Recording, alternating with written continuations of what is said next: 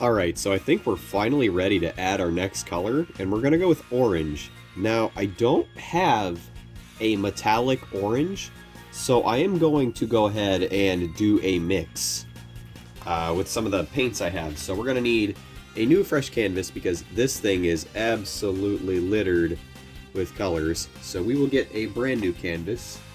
This is the only paper plate I have, and this is one of those generic paper ones. This will probably soak up paint really quick, but we're going to be using orange for a little while, so we'll go ahead and just use that for now.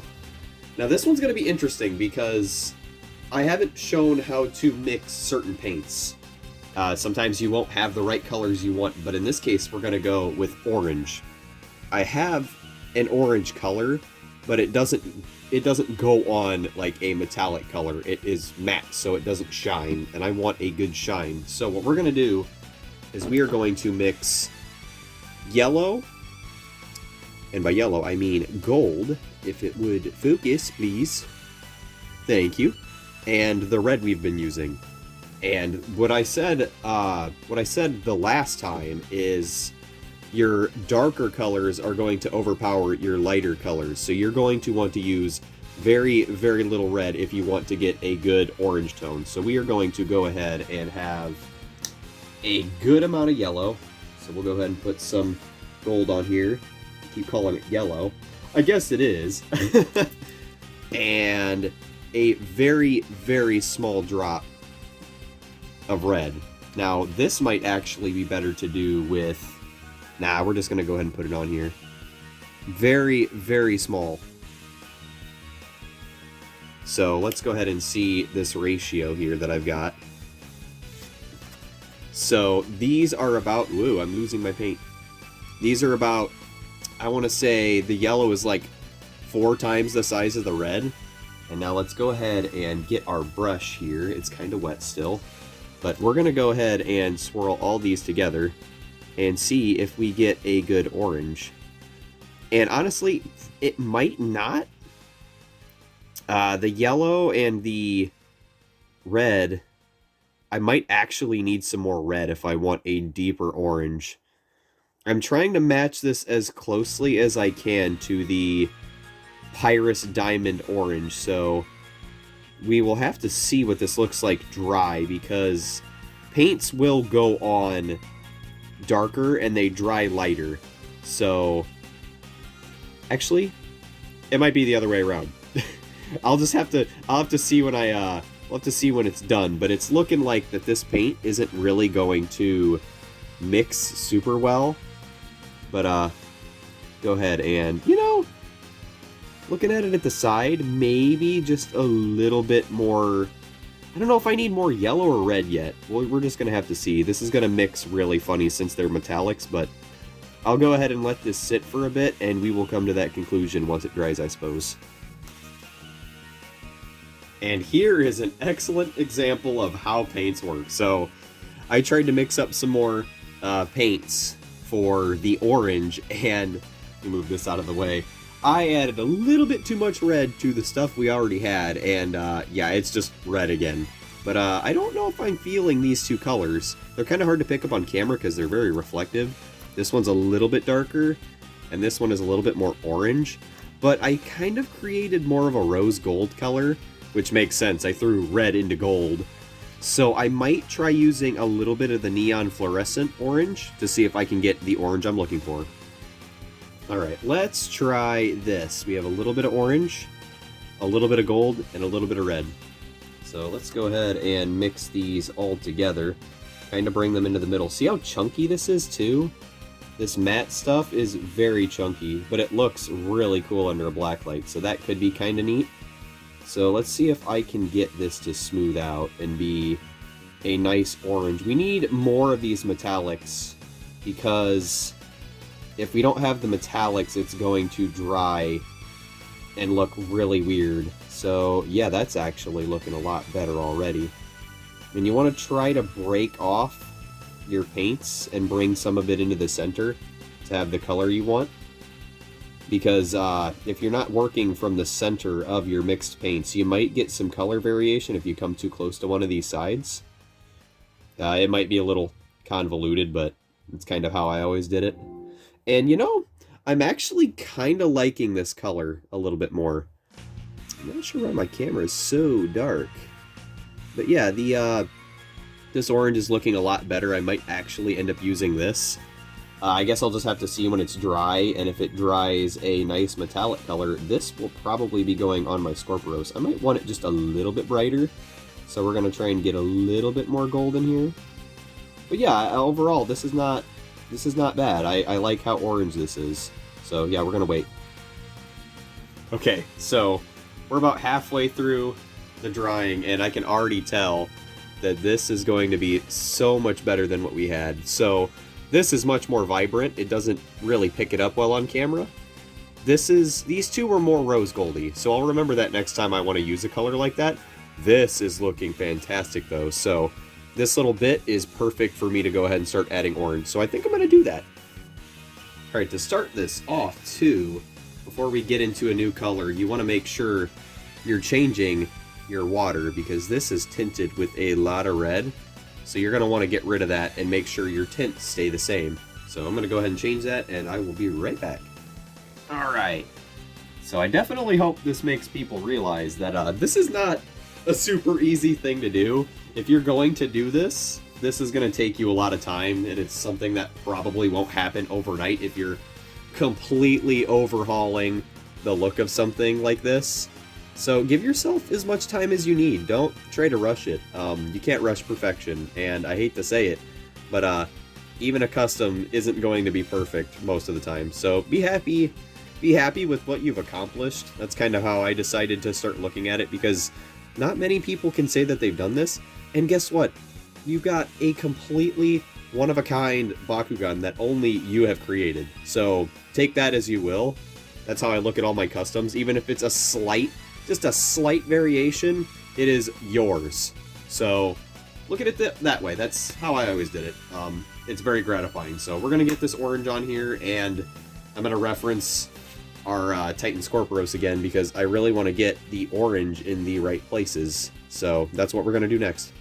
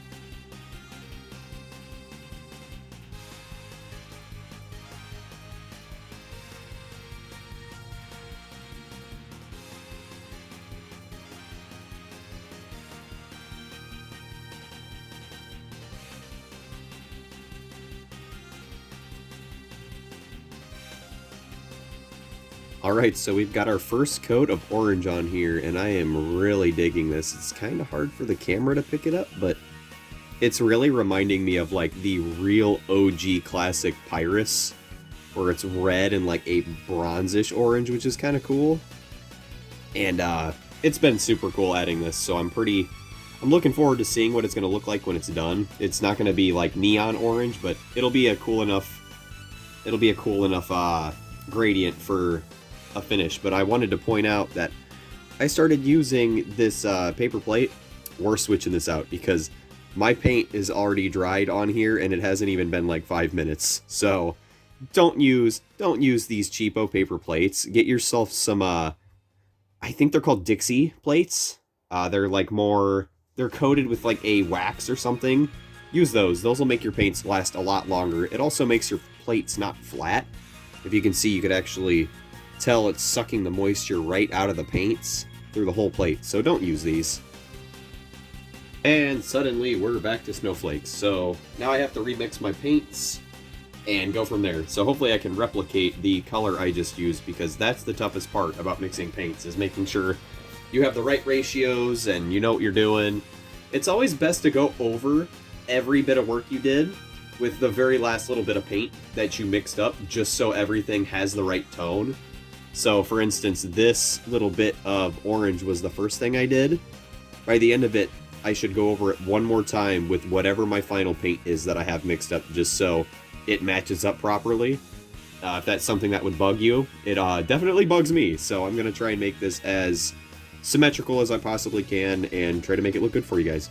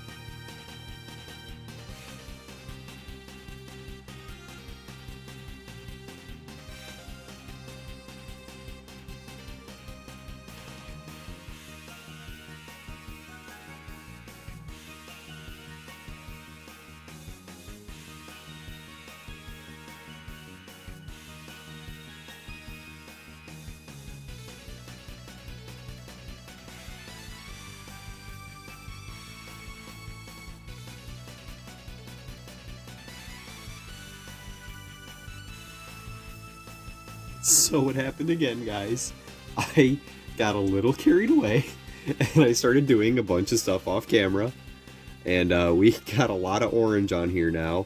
My apologies. I get really focused and I want to make sure it looks really good for you guys. I added some orange up here by my thumb on the tail. It's pretty cool looking. I added some orange on the other side. I have not added anything on the other side yet for the tail. But yeah, I've been doing a lot of work and I totally forgot to record it. So unfortunately, it is what it is. It'll kind of cut back on some time too, because this is getting kind of lengthy. And I don't want it to seem like I want this to seem like it's going to be a difficult thing, because customs are not easy.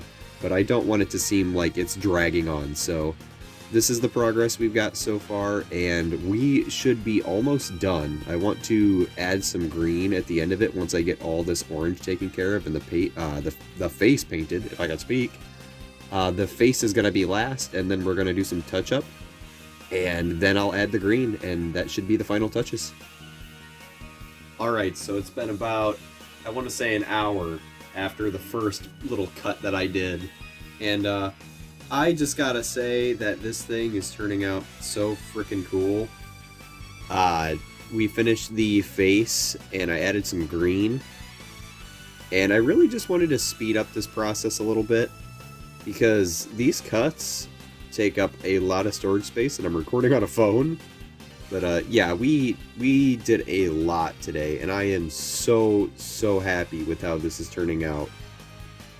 This thing is pretty much done for the most part, but I want to clean it up a little bit, because if you look between the claws here, I added some green there, but this whole spot, I need that to be clear because it kind of makes it just not look like claws. So we're going to clean that up. I added some more orange up here. I actually put a little bit of green over all the other green just to make sure it has like the same luster. And I still need to do something with this back piece. I'm not too sure if I want to make that red yet, but I added a little bit of orange on the back, and I painted the arrow orange as well. I have to clean this up a little bit still too. But yeah, this is definitely so so good. Like, I'm just so happy with how it turned out, because this is mine. This is what I made. Nobody else has anything like this. That's the amazing part about customs, is if you make your own custom, it is yours, and it is one of a kind. It might not be perfect, but it is absolutely yours, and you made it, and it looks cool. And heck, even if it doesn't, it's still one of a kind. Please, please give custom painting a shot. Like, these aren't invincible. These will probably, if you use them in battles or something, they're probably going to lose their paint.